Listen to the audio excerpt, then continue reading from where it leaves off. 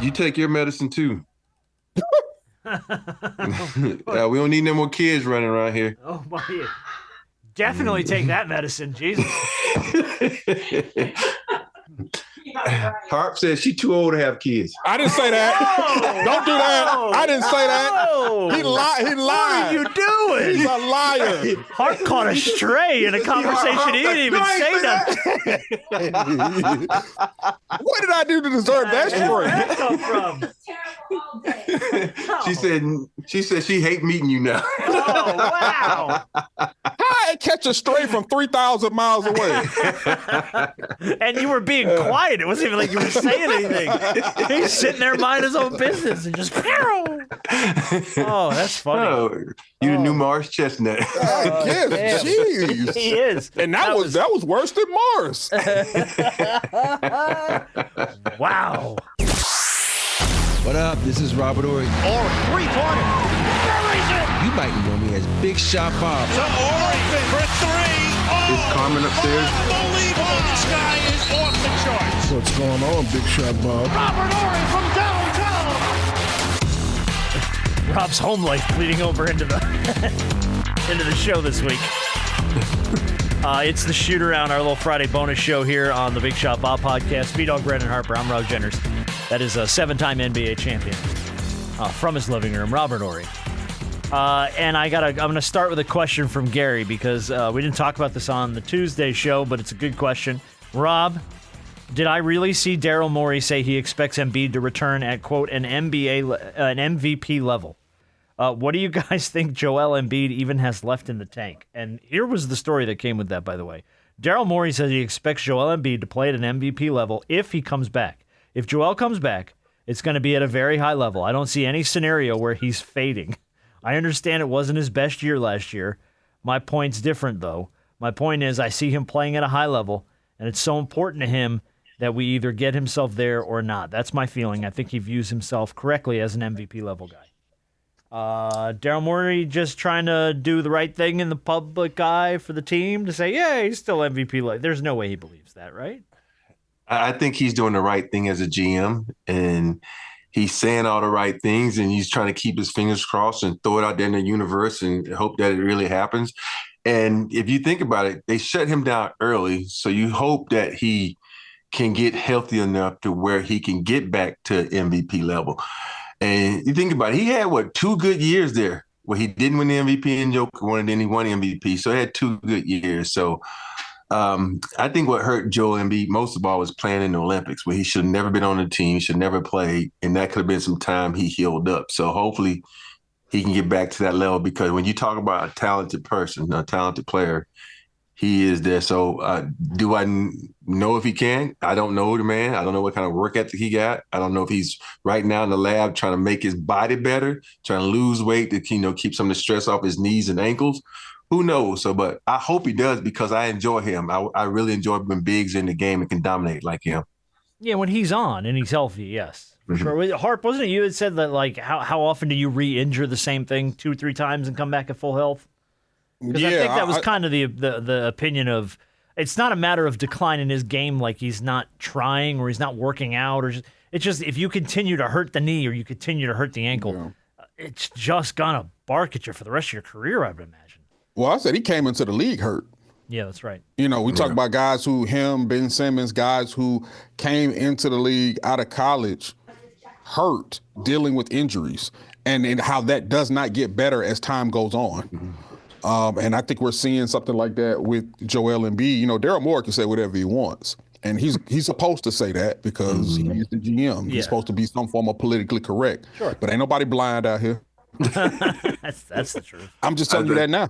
Yeah. The only player, you think about it, the only player that really came into the league hurt this kind of success was Michael Porter Jr. Yeah. Even though he did win the MVP, meaning Joel Embiid, but being consistently each and every year where you can count on him, even though he's hurt now with his shoulder, which is something totally different from his back. And I never thought Michael Porter Jr. was going to be as good as he is, because when you have a severe back injury like he had, you just you just waiting on some bad shit to happen. But I'm glad he's been able to overcome that and play very well. Yeah. It's that MVP stuff. Like, bro, you got to play a full season. Yeah, I mean, talk to me. Yeah, you're right. Talk to me after you make 50 games. Yeah. You know what I mean? Then we could have a conversation about how. Like at this point, it's play more than 50% of the season. Because isn't that the stat that's going to follow him forever? He's missed about half his career. So yeah, get through half the season, and we can have a conversation about how you're playing. Even if you're not at an MVP level, but you're there and you're contributing every night, I'd rather get that than 35 really good games out of you, and then 60 on the bench. You know what I mean? Embiid. By the way, speaking of which, Embiid apparently has been given Halliburton advice during the playoff run. Apparently, Joel Embiid's been texting him. Halliburton credits Embiid and Jason Tatum for keeping it 100 conversations that helped him build immunity to rejection. Embiid has been subject to ridicule as he fails to stay healthy. He's been texting with Halliburton through the postseason, imploring him to shoot the ball more.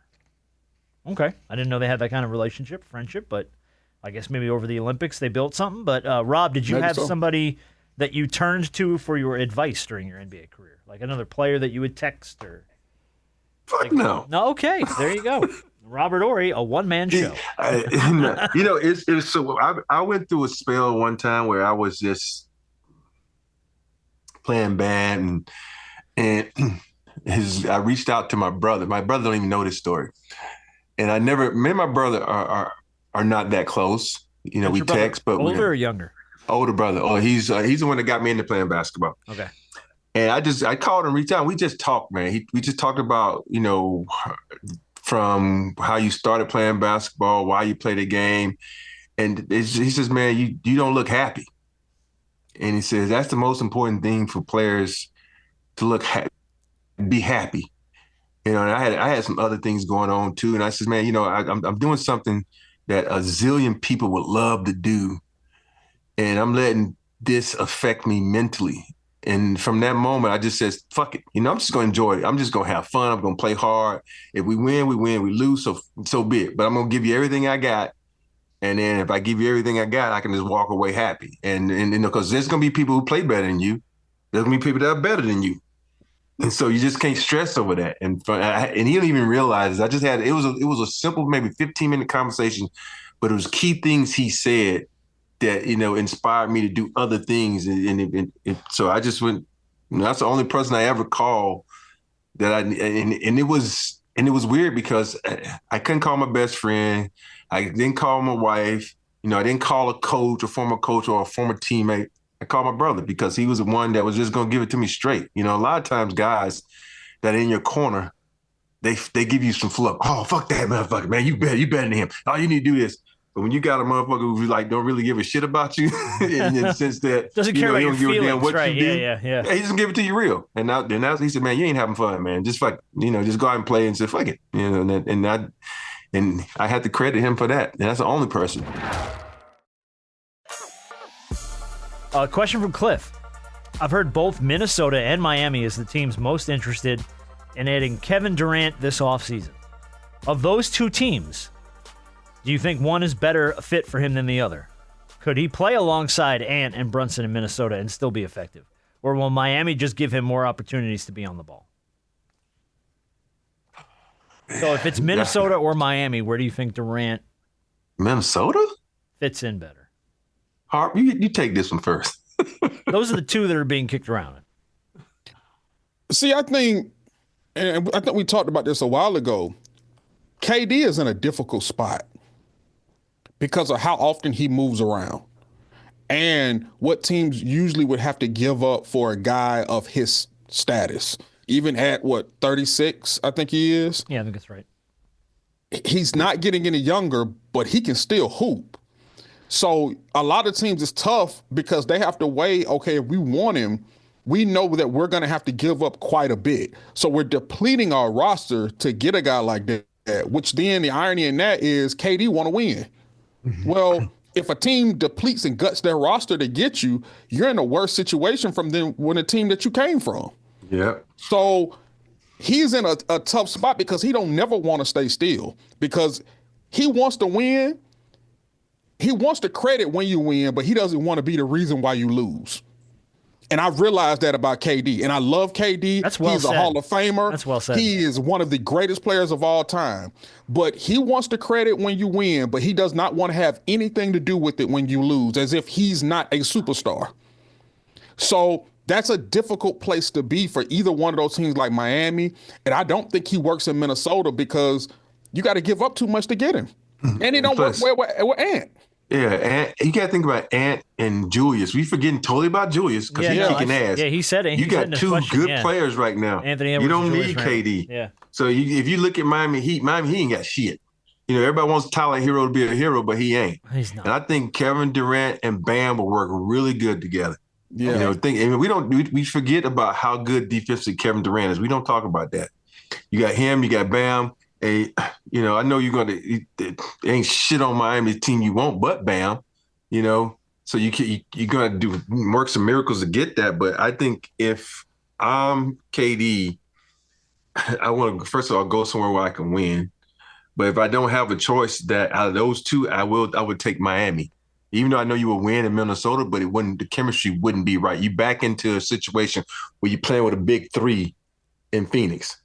But we keep saying this about KD.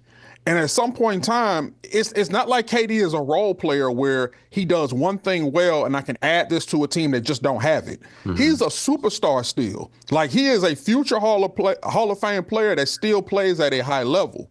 So going somewhere where I can win, bro, the winning is attached to you.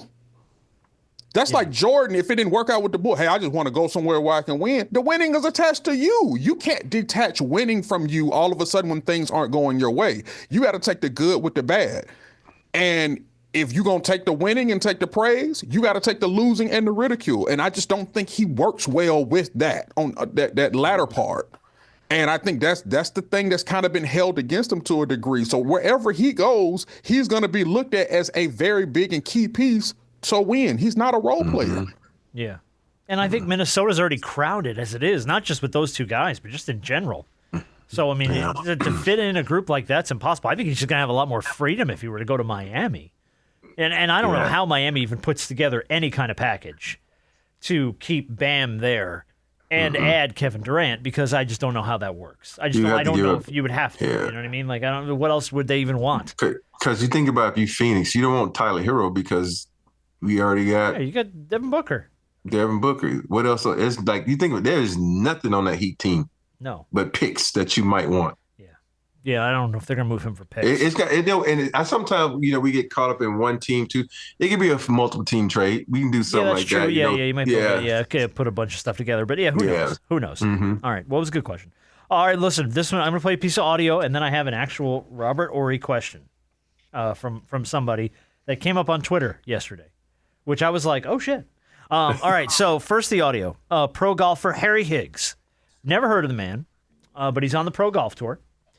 And a reporter asked him a question during his press conference during the last tournament and said, there's this rumor going around that you feel like that you can train yourself to dunk a basketball. Like, that's something you can learn to do. And then Harry Higgs spends the next, I have it cut down to about 40 seconds, explaining how he thinks he can do this. I am of the belief that I, and anybody, you can train yourself to do anything. I think somebody brought up marathon. I think a marathon would be easier. And I know looking at me, that sounds ridiculous. I said it in passing. It's not a couple years. I said I think I could do it within a decade. Now, I'm 33. I understand that the decade is going to be a little short. If I were to do it, which I'm never going to, I think I have like 2 to 4 years of probably 2 years of straight training. And I think it would be possible. And no one in the morning wave today believes that I could do that. No, you can't train yourself to dunk a basketball, right? How tall is he? Let's find out. That's a great question. There's a lot of things that come into this. And first of all, it sounds like he was a white guy, so that's going to really hurt you. Because white men can't jump. Harry Higgs is 6'2", by the way. Oh, fuck no. And he can train as much as he wants. I'm going to say this kindly. He's chunky. So he's 6'2" and chunky. He must be talking about jumping off a trampoline. Now, don't get me wrong. let me say, if you're walking down the street and you find a guy who's 6'2", 6'3", and has an athletic build. I was going to say, Muggsy Bogues, he wasn't a dunker, but could he dunk? Yeah. Mm-hmm. Muggsy could dunk, right? Yeah, but I'm just saying that if you gave me a 21-year-old that's 6'2", 6'3", and let me train him, you could have him dunking in less than 10 years, because it's about putting him in with the right trainer and developing the right muscles and being able to work on his explosion. So, but some guy mid-30s, windmill dunk, mid-30s, right? Dunk. But mid-30s, maybe about 20, 30 pounds, a little heavier than you should be. No, that shit ain't happening. And not possible? Not possible. Okay. Unless you got Rex Chapman genes in him, we don't know about it. I don't know. So I don't know how you train to dunk. Like, I mean, I get that you train to jump higher. I get that, but there's only so much you can elevate your jump to you know what I mean? Like, and especially at that age, like once you start to hit your mid-30s, it kind of falls off at that point. Yeah. Like the athleticism of your youth starts to disappear. So I don't know. I wanted to get your opinion if you thought you could train. Man, that should have cut that man mic off when he started going down this road. Hey, it goes on for like a good 2 minutes too. If you let me train for a decade, I'm sure me and 99 other me's can beat a gorilla. Yeah, good for you. All right, last topic in shoot around this week. I'm gonna wrap it up. I need clarification from you on something. A tweet went out this week from a woman named Miss Independent, and it just said this: being insecure about your girl having a celebrity crush is crazy. Like, when and where is she ever going to see him? Get over it. That was the idea of the tweet, right? Okay, that's a simple tweet. Someone retweets this and says, quote, Robert Horry was sending my girl drinks at the club in 2007. All caps, do you understand who Robert Horry was in San Antonio in 2007? I require you know how many people sent me this? Tons of people start tagging me on Twitter. Oh my God, you got to ask Rob, were you sending drinks to some girl in a club in San Antonio in 2000? By the way, is your wife here? Or did she left? No, she showed me this text. Oh, so. Did she show you this? Okay, yeah. It was all over Twitter this weekend, and I'm like, what the hell is this? So someone is swearing you sent their girl drinks at the club in 2007. Hey, you guys know me, and do it even seem like I would send someone a drink? That means that's money out my pocket. I do know you. I didn't know you in 2007. No. But I'm too cheap to do some shit like that. I also know the only time you were here, the first thing you said was, let's do shots. So that was you. I know you guys. I don't know. It was the first thing. I'm like, I got 2.5 more hours of work, first of all, it could have happened because when my boys come to San Antonio, we hanging out. Of course, you want them to have a good time. They might have sent some girls some shots and said it was from me. So to get them to come over, and then they take over and start talking. But no, okay. So were you ever send a drink to a girl kind of guy? Dude, like, now, even in your younger days when you were single before you were married? Like, because that always, for me, felt like if you're going to talk to a girl, just go talk to a girl. Like, sending them a drink and like, hey, like, this seems so creepy. No.